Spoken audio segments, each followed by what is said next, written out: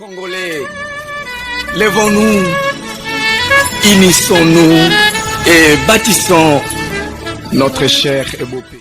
Merci à vous d'être branchés sur la radio Louange. La fréquence, c'est la 101 MHz. Je suis donc Bilo ou encore Madame Bibianissa pour d'autres.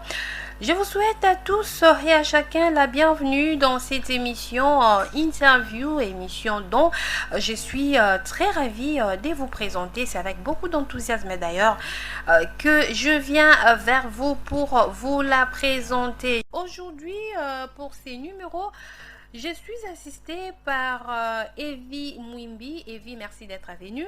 Merci pour l'invitation. Evie qui est analyste politique, elle est donc journaliste et analyste politique maison. Avec elle, on va débattre autour de 5 sujets d'actualité. L'invité de ces numéros, c'est Monsieur Hans Kabwika. Monsieur Hans Kabwika, qui est président interfédéral de la Dynamique Congo Uni, donc je devrais dire DCU en sigle. Il est présentement en Suisse, dans la ville de Lausanne. C'est tout ce que je peux dire à mon niveau. Sinon, je vous laisse de suivre cet élément dans lequel il s'est présenté lui-même. À l'occurrence, je vous présente mes salutations les meilleures, Madame Bibi Anissa, journaliste à la radio La Louange, et vous remercie de m'avoir accordé cette interview qui sera suivie par les filles et fils de ce beau pays, le Congo, notre Congo. Je suis Monsieur Kabwika Walwakaja, Congolais d'origine, de pure souche, défenseur de droits humains à l'Amnesty International à Genève, acteur politique libéral-démocrate, président interfédéral de la Dynamique Congo Uni, DCU, en sigle, en Suisse, précisément dans la ville de Lausanne. La DCU est un parti politique libéral-démocrate créé par son initiateur et président national, Monsieur Vidi Chimanga, personnalité politique, actuellement conseiller spécial des questions stratégiques du chef de l'État, Monsieur Félix Antoine Tshisekedi Tshilombo, président de la République, que je salue d'ailleurs. Alors, pour nous les libéraux, le libéralisme représente avant tout la pensée politique et économique d'un État prospère. Cela va dans le sens que l'homme est totalement libre et dispose des droits fondamentaux inaliénables. Donc, il s'oppose à la discrimination du statut social, bien entendu, entre individus et accorde l'égalité des chances, des droits et autres chances aussi à tous les citoyens. Et voilà, j'avais raison de le dire, hein. Lui seul l'a fait bien, mieux que moi d'ailleurs. Il s'est présenté, il a même parlé de ses partis politiques DCU. Nous allons parler de la gratuité de l'enseignement dans les numéros d'interview d'aujourd'hui. Nous parlerons aussi de l'état de siège. Nous parlerons de la corruption. Nous parlerons aussi des élections 2023. Et quand on parle des deux élections, bien évidemment, on voit déjà la CENI. Et nous allons clôturer avec ces points-là. On parlera aussi d'une façon vraiment brève de la CENI. Qu'est-ce qu'il faut retenir? Qu'est-ce qu'il faut imaginer? Qu'est-ce qu'il faut penser? Evie Mwimbi qui est avec moi dans ces studios va nous donner, elle, les informations par rapport à ces points. Et Monsieur Hans Kabwika nous a fait cet honneur-là de répondre à quelques questions par rapport aux 10 points. Nous allons commencer avec la gratuité de l'enseignement. Evie Mwimbi, c'est sujet qui a fait couler beaucoup d'encre, j'ai envie de dire encore salive, la gratuité de l'enseignement en République démocratique du Congo. C'est depuis l'année dernière, n'est-ce pas, l'année scolaire dernière. Et aujourd'hui, nous en sommes où? Voilà, merci ma consoeur Bilo pour cette question. Moi, je dirais même que cette émission, interview, fait le tour de l'actualité du pays. Et c'est comme une émission rétro. Voilà. On va dire, c'est très bien dit d'ailleurs, c'est très bien réfléchi. Alors, débuté en 2019 en RDC par le souci, je dirais, la vision du chef de l'État, Félix Antoine Tshisekedi Tshilombo, de rendre la gratuité de l'éducation des bases dans le pays. La mise en œuvre de cette politique a concerné toutes les écoles primaires en République démocratique du Congo, jusqu'en deuxième secondaire, autrement dit, autrement dit 7e et 8e. 7e et 8e. À l'époque, on s'arrêtait en 6e année, mais avec le chef de l'État, la vision était de prolonger et on a ajouté première et deuxième secondaire, ce qui fait 7e et 8e. Cette mesure bonne, bien sûr, mais jugée par certaines personnes qui étaient très pressées ou très hâtives, et cela a connu plusieurs difficultés, y compris les problèmes d'harmonisation, de salaire des enseignants, qui étaient à la base de plusieurs revendications, grève sèche, cette année. Déjà au début de l'année scolaire, hein? Oui, au début de cette année. Il y avait grève. Il y avait de grève, il y avait de sit-in, des revendications de part d'autres, au point de paralyser la rentrée scolaire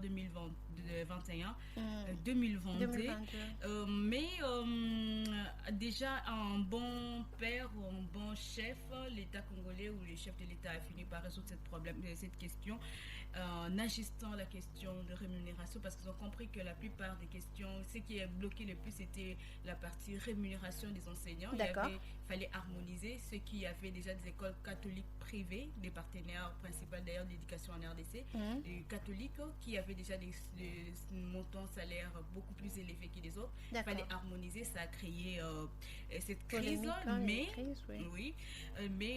un bon gestionnaire, en tout cas le gouvernement a fini par trouver une solution avec des partenaires en harmonisant et en trouvant une solution. D'abord, première parmi les solutions, la 7e et 8e retirée de la gratuité de l'enseignement. La 7e et la 8e retirée de la gratuité depuis cette année scolaire. Depuis cette année scolaire en tout 2022, 2021-2022. 7e et 8e. Alors que nous sommes qu'à la deuxième année, n'est-ce pas? Qu'à la deuxième année scolaire depuis que cette mesure de gratuité a été... En fait, c'était par le souci d'harmoniser d'abord, parce qu'on se dit que la vision du chef de l'État, c'est de rendre la gratuité jusqu'au niveau universitaire. Et selon la promesse qu'il avait faite aux étudiants de l'INPEN lorsqu'il avait effectué une petite visite. Mais déjà avec ceux qui ont qualifié de très hâtive cette décision, la mise en application de cette mesure, alors on dit qu'il vaut mieux retarder. Mais le chef de l'État, les soucis, comme avec l'ancien chef de l'État, c'était la gratuité avait commencé d'abord en province. Mais Félix Tshisekedi Tshilombo, en étudiant les paramètres, s'est dit que ça peut se faire sur toute l'étendue du territoire national. Mais on peut d'abord commencer par retirer 7e et 8e et là ils vont payer et on harmonise, on rend stable de la première année jusqu'en 6e année. Ensuite on va ajouter progressivement jusqu'à finaliser l'école secondaire et atteindre la gratuité au niveau universitaire. D'accord, alors moi je proposerais à ce que nous puissions déjà écouter le propos de monsieur Hans qui est l'invité de cette émission. Lui aussi, il a bien voulu répondre à nos questions par rapport à ces sujets, gratuité de l'enseignement en République démocratique du Congo. Moi, je vais revenir sur ça. Quand il a dit il est congolais des pires souches. De père et de mère. En tout cas, là, franchement, je ne m'étais pas retenue en l'écoutant dire ça. Sinon, on va l'écouter. On va écouter ce qu'il nous a dit, lui, ce qu'il pense, lui, de la situation actuelle de cette mesure. En ce qui concerne la gratuité de l'éducation, je pense que l'éducation est le socle incontournable du développement d'une nation. Alors, pour dire que est-ce que c'est le bon moment ou le moment défavorable pour appliquer l'article 33 de la Constitution congolaise, si je ne me trompe pas, je vais vous dire que cela relève d'une priorité absolue, quelle que soit la météo politique. En revanche, je reconnais qu'il n'y a pas eu des études approfondies pour faire face à certains problèmes financiers, logistiques, immatériels qui n'étaient pas pris en compte. Pour finir, nous avons eu l'assistance financière du Fonds monétaire international pour une couverture des frais occasionnés et je pense que c'est un problème qui doit être résolu progressivement. Sur ce, il ne suffit pas seulement de parler de la gratuité et sans parler de la qualité de l'enseignement. Former les enseignants, par exemple. Certains auraient besoin d'une remise à niveau, d'autres une prise de conscience à l'éthique professionnelle. En même temps, je lance un message aux autorités concernées de prendre en compte les conditions dans lesquelles nos enfants étudient. Ce n'est pas le travail des fondations, ce n'est pas le travail des ONG, des députés ou des associations de rénover les écoles, fournir des bancs, construire des installations sanitaires pour les élèves, des parcs de jeux, des bibliothèques, organiser des journées culturelles pour les enfants. Je pense qu'il est temps de nous prendre en charge. Je pense qu'il est temps de nous prendre en charge. C'est la dernière phrase de ses propos par rapport à ces points, la gratuité de l'enseignement. J'ai beaucoup aimé parce que il a parlé aussi de conditions, les conditions dans lesquelles nos enfants étudient aujourd'hui. C'est aussi une question. Celle-là est aussi une très très belle question. Et nous, la question, c'était de savoir si c'était les bons moments ou non, Evie. Justement parce que on vient d'ailleurs de donner l'information. Il y a eu ce qu'on avait proposé, mais l'année qui a suivi déjà, l'année scolaire 2021-2022, des gens ont dit non, il faudra que la 7e et la 8e commencent à payer, bon moment ou non. Mais M. Ansli vient de nous faire comprendre que tout s'est fait avec beaucoup d'étapes, progressivement. En fait, c'était ça l'idée. C'était ça. Lorsque le chef de l'État a étudié la question, il a compris. Parce qu'avec l'ancien chef de l'État, Joseph Kabila Kabange, il y avait bien sûr cette question de la gratuité, mais qui avait commencé dans quelques provinces. Mais avec notre pays, avec la volonté, même déjà pendant la campagne électorale, dans l'étude, l'actuel chef de l'État, Félix Antoine Tshisekedi Tshilombo, avait vu qu'il était possible, mais avec la volonté, de rendre réellement gratuite l'école, si je peux dire ainsi, l'enseignement gratuit, l'enseignement pour tous les enfants pour tous les enfants de la RDC et du Congo. Alors, la question, lorsqu'il a présenté cette idée, il y a eu beaucoup de gens qui ont intervenu, entre autres. D'ailleurs, l'ancien candidat, les candidats malheureux, Yves Punga, avait soulevé la question pour dire que non, c'est une très bonne idée, mais il faut y aller progressivement. Parce qu'il fallait faire d'abord la question logistique, comme a dit M. Antoine. Il y a des écoles où des enfants, il y a des coins dans le pays où il n'y a même pas des écoles, on ne peut même pas parler de ces écoles-là où on réunit les enfants. Il fallait que l'État congolais puisse construire des écoles. Il fallait que l'État congolais puisse se rassurer qu'il y a dans chaque province au moins des écoles publiques de l'État capables d'exécuter cette politique. Parce qu'actuellement, nous le savons, qu'on se le dise, l'école catholique, l'Église catholique est le partenaire prioritaire de l'enseignement en RDC. Alors, s'il faut aller vers l'Église catholique, nous allons 2021-2022, parce que cette question-là n'était pas prévue. Mais déjà, dans la volonté du chef de l'État, nous l'avons vu, on aurait dû commencer d'abord par des questions prioritaires, telles que les infrastructures. Et c'est rassuré. Vous savez, avec l'ancien régime, on nous a parlé, le Premier ministre Matata peut nous parler de la construction de 1000 écoles, des 350 écoles dans telle province. Nous n'avons pas vu. Apparemment, c'était que des dires. C'était que des dires. Alors, je me suis dit peut-être que en l'entrée en pouvoir, les chefs du gouvernement actuel se disaient qu'il y a déjà eu des projets de construction de 1000 écoles, de 2000 écoles en RDC, surtout le temps de la RDC. Peut-être avec cela, on pouvait y aller. On aurait dû commencer par étudier la question dans le fond. Mais lorsqu'on a rencontré les problèmes, M. Hans a résolu une question prioritaire. La gratuité de l'enseignement. Et c'est d'ailleurs une obligation pour l'État congolais parce que c'est constitutionnel. Alors, dans le souci d'accomplir cette obligation constitutionnelle, le chef de l'État aurait dû, avec le gouvernement actuel, si je peux dire, commencer d'abord par vérifier des questions importantes avant de lancer. Mais on a vu la volonté, on a lancé, on a commencé avec, mais on a rencontré des problèmes, surtout les problèmes qui étaient déjà annoncés bien au début avec l'Église catholique. Donc d'accord, on peut faire marche en arrière, on annule la gratuité, on fait marche en arrière, on essaie de réglementer d'autres priorités et progressivement, comme a dit M. Hans, nous allons finir par ajouter 7e, 8e et ensuite ainsi de suite jusqu'à atteindre l'université, la gratuité de l'université. Ça, c'est le rêve. Un peu comme pour dire il faut reculer pour mieux sauter. Oui. Voilà. Gratuité de l'enseignement. Quoi d'autre? État de siège. Corruption. Les élections, la CENI, ça nous fait beaucoup. Voilà pourquoi dans ces numéros nous sommes proposés d'en parler une question à la fois. Écoutez les propos de M. Hans, que je rappelais en duplex Alors, avec l'état de siège, les questions étaient celles-là.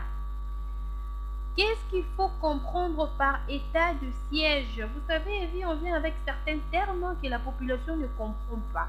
Peut-être que c'est quelque chose avec le terme français aussi selon M. Hans, l'état de siège.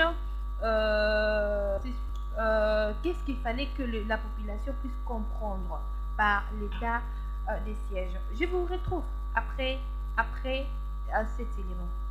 Nous devons savoir que l'état des sièges est un régime exceptionnel et temporairement gouverné généralement par l'autorité militaire par rapport à la sécurité permanente des populations et leurs biens à l'est de la République démocratique du Congo. Et normalement, il consiste à rétablir l'ordre public et à maintenir la paix dans toutes ses formes. Je pense qu'il est trop tôt de faire un bilan global sur cette opération tant qu'elle n'est pas aussitôt levée. Cependant, si nous devons parler de la statistique, je dirais qu'il y a eu la volonté de mettre fin à cette guerre qui nous est imposée par nos détracteurs et qui cherchent à tout prix à créer une sorte d'instabilité sociale et économique dans cette partie du pays. Au moment venu, bien sûr, je vous prie de revenir vers moi pour vous faire un bilan, parce que la durée de l'état de siège dépend de la situation sur le terrain. Eh bien, tant que l'insécurité persiste au point d'intervenir militairement, l'état de siège aura bel et bien lieu jusqu'à nouvel ordre. Mis à part, ceci n'est pas le but que cela demeure éternellement avec les principales dispositions prises.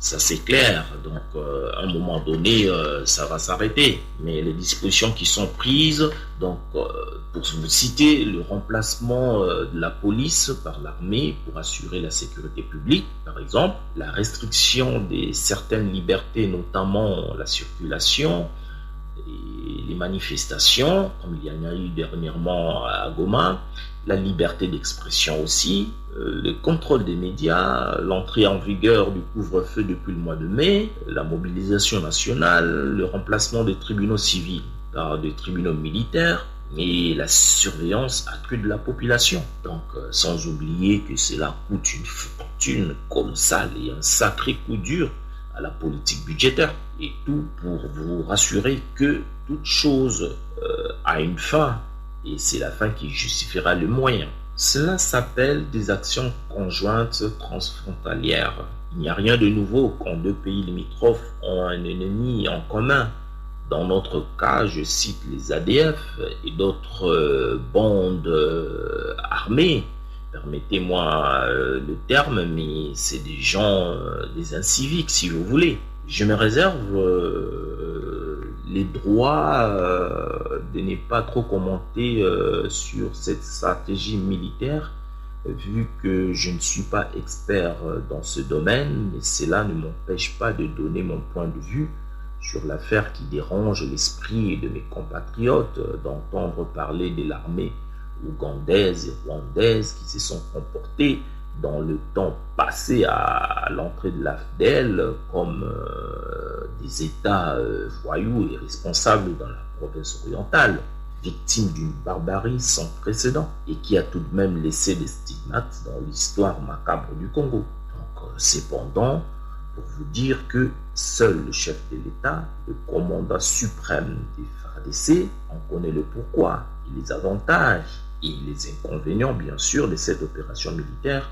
au cas où cela tournait au vinaigre, même si je ne partage pas forcément cette opinion. Donc, tout ce que je peux dire, j'exhorte le peuple congolais de lui faire confiance, car c'est un homme pragmatique et qui veut vraiment mettre fin à cette tragédie qui date de 25 ans à l'est du pays. Donc, voilà, ça c'est mon point de vue à moi.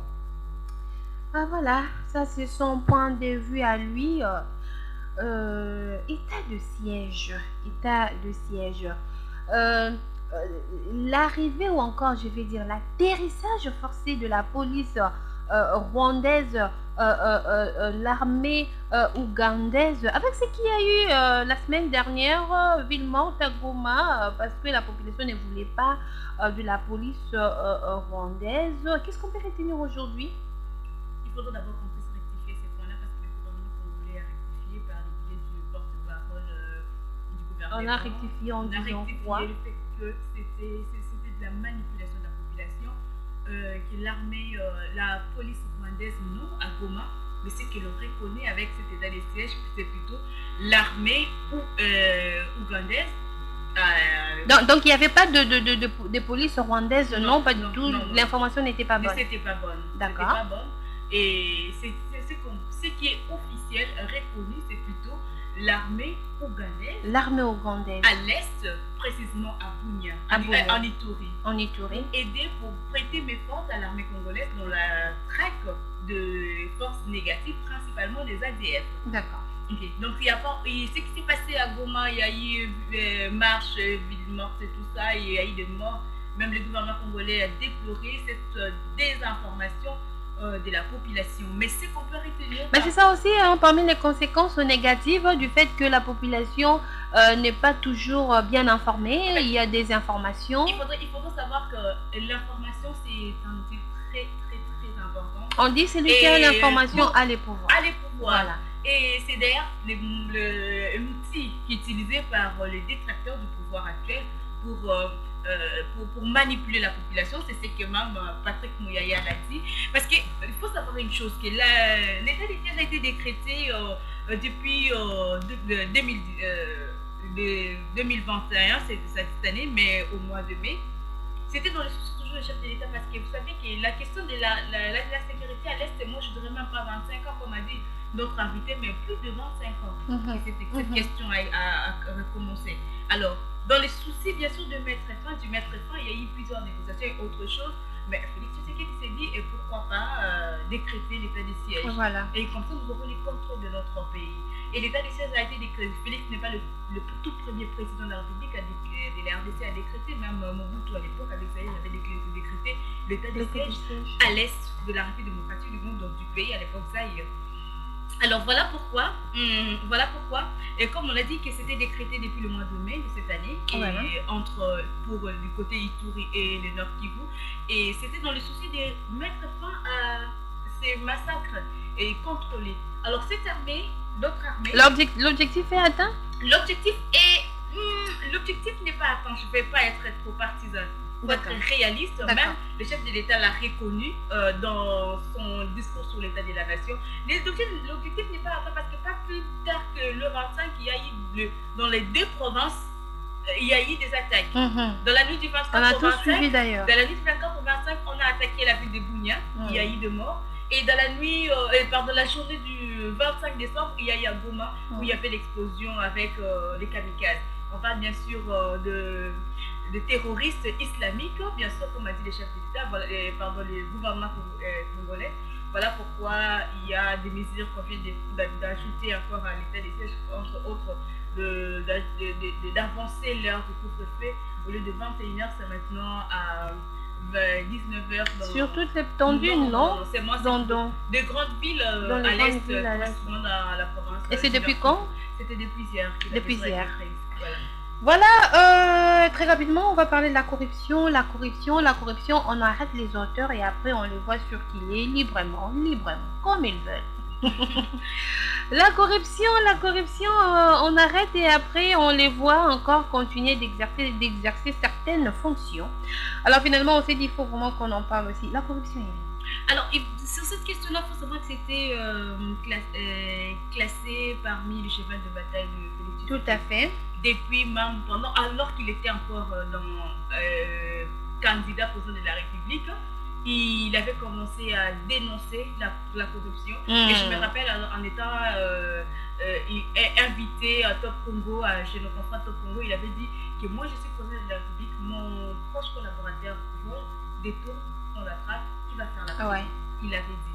Et en étant vraiment à faire de cela son cheval de bataille, corriger l'appareil judiciaire, en touchant principalement l'appareil judiciaire congolais, et il a commencé à saigner. Mais il faut noter que oui, il y a eu des arrestations, en cascade, surtout avec l'affaire IGF, qu'on appelle chien méchant aujourd'hui.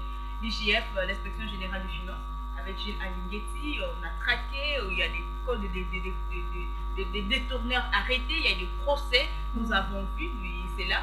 S'il y a de relâchement sur des questions purement judiciaires, il faut des suivre, il ne faut pas chercher à pointer du doigt. Mais moi, je reviens toujours sur l'actualité où il y a, en cette occasion, sur ses propres propos de Félix Tshisekedi devant les deux chambres du Parlement récemment. Félix Tshisekedi a dit qu'il ne va pas relâcher sur ces points-là parce qu'il reconnaît qu'il y a encore des réformes, il y a encore des retouches et il a même, en tant que père, déjà alerté le faux magistrat, les personnes les gens qui offrent la justice mais qui sont manipulés pour dire que cette question-là n'est pas encore finie. On va écouter ce qu'il a dit, M. Hans, par rapport à la corruption. En parlant de la corruption, ce fléau que je qualifie comme une réaction génétique dans notre société, c'est triste de le dire et pourtant c'est la vérité. Il y a des corrupteurs et des corrompus dans l'affaire de Potvin. Sachant que la corruption est une gangrène pour l'économie présentée comme le cœur d'un pays et qui déstabilise horriblement l'appareil judiciaire que je considère comme étant le cerveau de l'état de droit. Quand même, donc, il y a des conséquences graves à ce sujet. Visiblement, le dévouement du patron de l'inspection générale des finances IGF, M. Alinguetti Jules, que je salue, nous sommes tous au courant qu'il y a un travail de titan qui est en train de se faire au sens de dissuader le détournement des fonds publics, la corruption, la surfacturation des services. Et d'ailleurs, il y a eu restitution des sommes colossales dans les caisses de l'État. Chose qui n'a jamais été faite depuis la création de cette organisation à cause de la corruption jusqu'au sommet de l'État, depuis le régime dictatorial de Joseph Désiré Mobutu. Donc il ne faut pas oublier ces efforts qui sont fournis actuellement et il faut aussi féliciter ce régime actuel qui est en train de faire en sorte que les choses puissent rentrer en ordre. Donc voilà. Entrer dans l'ordre, là nous venons de parler corruption. Il nous reste deux derniers points, les élections 2023 et la CENI. Y aura-t-il bel et bien élection en 2023? Vous savez, cette question, c'est beaucoup de personnes qui se la posent. Et on peut espérer aux élections transparentes, crédibles. Parlons des élections, Eri Mouimbi. Et oui, par rapport à cette question, moi je vais tenter de répondre et avec certitude. S'il y aura bel et bien les élections en 2023, et ben la réponse c'est oui. Vous y croyez? Oui, je crois. Je peux rassurer à l'opinion. Vous espérez ou vous Non, en fait, croyez? je peux croire. Je peux croire et rassurer à l'opinion publique, la population congolaise, mais tout en disant sauf imprévu, sauf changement de dernière minute. Sauf imprévu. Oui. Les imprévus ne manquent pas. Hein? Sauf changement de dernière minute. On peut espérer en disant qu'il y aura réellement bel et bien élection. Et surtout poser la question pourquoi je dis ça, pourquoi je suis tellement certaine qu'il y aura élection. Et bien la réponse, ça ne vient pas de moi, ça vient de l'autorité du pays, du chef de l'État lui-même. La dernière fois qu'il s'est présenté devant le peuple congolais à travers les deux chambres du Parlement réunis en congrès pour son discours sur l'état de la nation, il est revenu là-dessus. Félix Tshisekedi a dit, il a rassuré qu'il y aura bel et bien élection en 2023. C'est son souhait de respecter cette exigence, constitutionnelle. Et puisqu'il a dit, il a rassuré la population, moi je dirais que oui, il y aura élection. Et pourquoi cela? Parce qu'on voit aussi la volonté qu'il a exprimée depuis le début de son mandat et de respecter la Constitution, et il a réitéré cela. Et avec également l'organisation de ce qui se passe au sein du côté de la centrale électorale, nous écouter la réaction de messieurs Hans par rapport à ces sujets. Je pense que les élections en 2023 auront bel et bien lieu car les signaux sont meilleurs. D'où, pour le moment, je ne vois aucun bémol pour qu'il puisse y avoir un glissement du calendrier électoral. Dieu voulant, et je crois qu'il y aura des élections en 2023. Alors je dirais le climat favorable est au rendez-vous. Il n'y a pas de crise politique, ni au Parlement, ni au gouvernement central. Donc nous sommes dans la bonne voie pour organiser les élections en 2023. C'est une promesse qui a été faite par le chef de l'État. Donc on espère bien que c'est une promesse qui sera honorée. Alors l'Union sacrée pour la nation est un rassemblement de forces politiques de la société civile et qui ont adhéré à la vision du chef de l'État pour l'accompagner et à concrétiser ses promesses faites à la nation. Entre autres le changement, l'état des droits, le social et la paix. C'est un concept totalement louable. Par contre, l'union sacrée n'est pas un jardin secret pour des corrupteurs et des corrompus car leur place est en prison. D'accord. Vous avez vu certaines fois, on reste un peu tiqué sur certaines choses. On va parler, au début je l'avais dit, on ne peut pas parler d'élections sans parler de la CENI, n'est-ce pas? On est en République démocratique du Congo, bien sûr.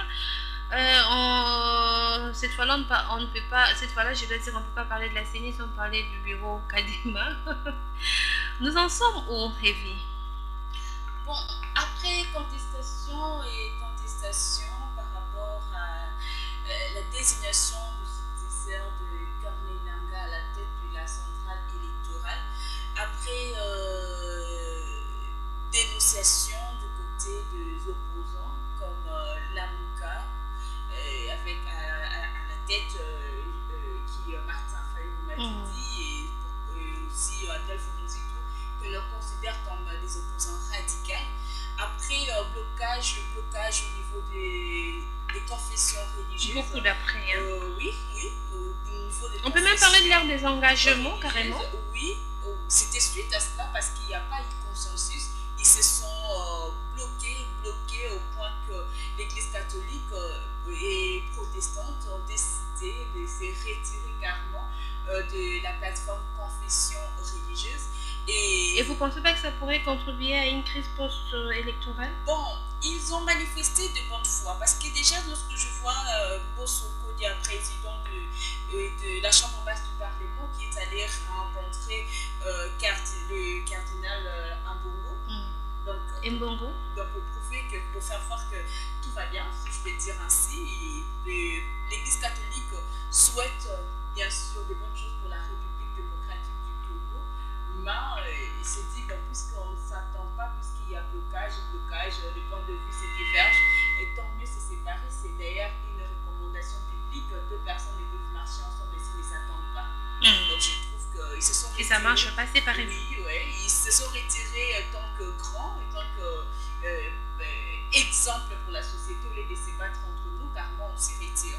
Alors voilà, ils se sont retirés. Il y a ici au niveau de la centrale, au bureau de la centrale électorale ici à Kinshasa, avec la MONCA et la société civile et autres, nous avons vu, mais au finish, le bureau, ce bureau a été interrompu par la Chambre basse du Parlement, et les animateurs de la centrale électorale ont été validés par le chef de l'État, à la tête, bien sûr, M. Kadima. Et au finish, l'appel du chef de l'État qui a été lancé au cours de son adresse sur l'état de la nation aux partis politiques de l'opposition de venir combler le bureau en occupant des postes réservés à l'opposition. Ça a été concrétisé, comme on dit que cette émission et les rétros, bien sûr, de l'année concernant notre émission interview. Alors je peux confirmer déjà que tout va bien du côté de la centrale électorale parce que tout a été comblé, parce qu'il y a eu des cadres de l'opposition principalement venant du FCC, parti plateforme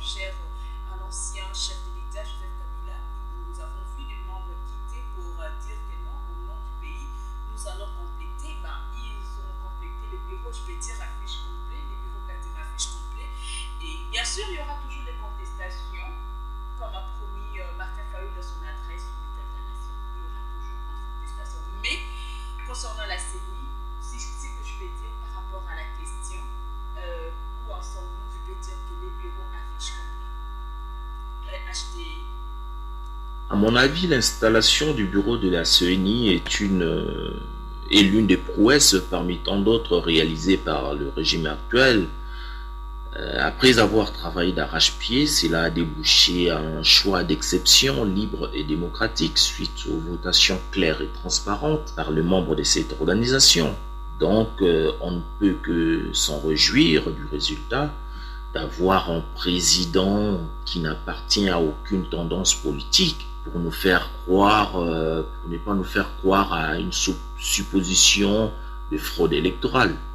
Donc, coup de chapeau, félicitations à M. Denis Kadima. Et je pense qu'il y aura un travail exceptionnel qui s'effectuera dans les jours à venir.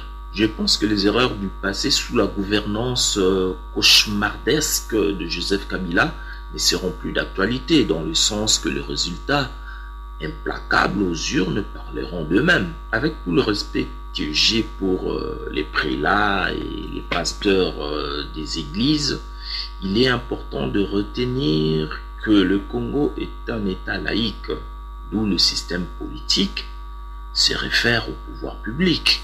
On est d'accord, et non pas à un pouvoir religieux, quelle que soit la secte. Donc apprenons à faire la part des choses.